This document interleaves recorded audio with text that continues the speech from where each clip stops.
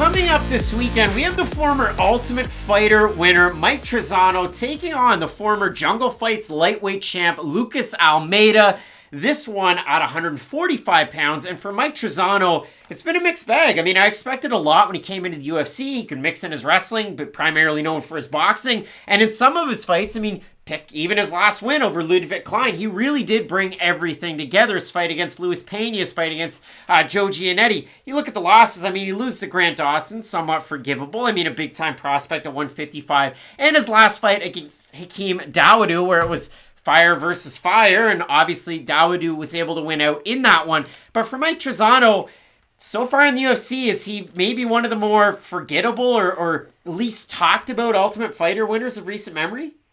I can't name you another Ultimate Fighter winner from recent memory. They do a terrible job promoting the winners of the show. But it's going on right now. You're not watching? No, not at all. Because here's the problem. Tuesday Night Contenders gives me the best part of The Ultimate Fighter. I just don't have to put up with an hour of BS in between. So Lucas Almeida was on Tuesday Night Contender Series last year. He took on a big-time prospect. They pumped the kid's tires. His name is Daniel Zellhuber. And in that fight, Zellhuber gets the win. It was a fun fight. It was a really good one. First round was an absolute banger. Second round, Zellhuber takes over. He also wins the third round. But after the fights, Dana White, and I'll paraphrase, but he said, listen, Daniel, you look great. But this Lucas Almeida guy, he fought his heart out. He gets a win on a regional promotion. I'll definitely look to sign him back. And that's exactly what Almeida did. He went out and took on Italo Trindade. And in that fight, he looked to be about 3 weight classes bigger than Trindade. And huge. I got to be specific here. Almeida is a lightweight. I don't know how he's going to look at featherweight. He does look like he could lose a little bit around the middle, but that's about it, and that's just my approximation. But Trindade, I thought, well, this guy looks blown up. And then you go to his fight before he fought Almeida. It was a catchweight of 165. And it's like, okay, well, that's super lightweight. And then I went down through his whole record. The super lightweight fight was a one-off. The lightweight fight was a one-off. The guy was a featherweight. And in that fight, Almeida looked so much bigger. But Matt, I go through and I look at the way that Almeida fights, and he fights kind of like regional scene Chaos Williams. He stands there, plants and throws. He goes absolutely balls to the wall. And of his 13 wins, all 13 by finish. Who the hell knows what he's going to look like in the UFC, but it's kind of fun to watch in the regional scene. And against a guy like Mike Trizano, who, you're right, you say how forgettable he is as an Ultimate Fighter, or as the Ultimate Fighter winner. But the thing about Trizano, he's well-rounded. But again, in one of those kind of awkward ways to where it's like, hey, if you just took a little bit more away from your wrestling, put it into your boxing, then we'd look at you as sort of a primary boxer who could really hurt people with his hands. It just feels like every time you feel confident with his boxing, then his wrestling lets you down. Every time you feel confident in his wrestling, his boxing lets you down. Just for Trizano, it's a matter of bringing it all together. And I'm sure people are tired of us saying that about 90% of the UFC roster, but it's the truth. Trizano has good cardio. He has decent striking defense. He's not someone who gets hit clean all that often. Hakeem Dawodu was able to, but he throws in combination. He's a very high-level striker, so that's going to happen.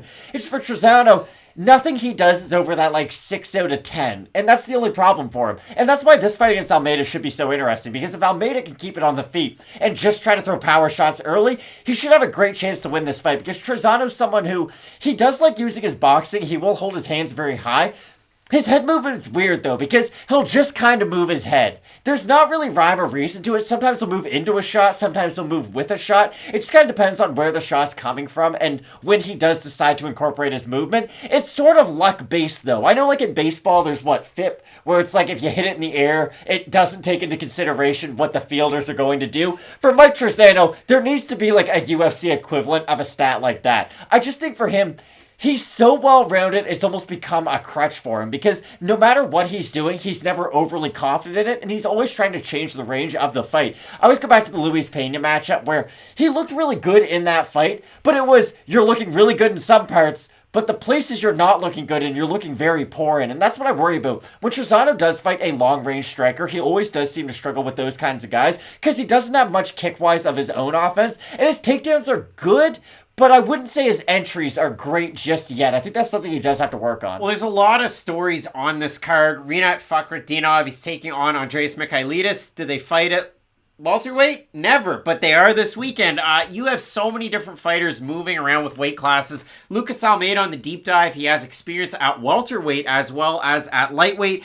He also walked out in his last fight to the song from Big Daddy, Sweet Child of Mine, and then he gets the win and they play more Guns N' Roses. So he is very much a 1990s, like, let's get into it type of guy, like cracking a Budweiser on the tailgate of a Silverado down in Brazil. So for Lucas Almeida, he has a Muay Thai background, he has a kickboxing background, he has awful takedown defense, he has some submissions, but man, like, I've seen really low level guys. Like, I went back and watched this fight against, and I want to make sure that I get this one right, because it was a fight coming into Dana White's Contender Series, and he had about a 2-year layoff. He fought Nico Kakushio, and in that fight, Kakushio was 9-2-1. It was the saltiest 9-2-1 I've ever seen. Again, look 2 weight classes smaller. He just walks across the cage with his hands out for a double leg takedown, and he gets it on Almeida, and Almeida then has to work his way back up from the center of the cage. Like, Lucas Almeida, wild with his hands, fiery, knocks guys out, and it's a lot of fun to watch, but I have no idea what his ceiling is in the UFC. I can say the exact same thing about Mike Trizano, though. Yeah, I don't know. So I look at the odds in this one. Mike Trizano open to -180, -238 right now. Almeida open to +155, +191 right now. We have a look at the Topology votes. Surprise to us there to you. I'm going to say over under 80% Trizano. I'll say slightly under.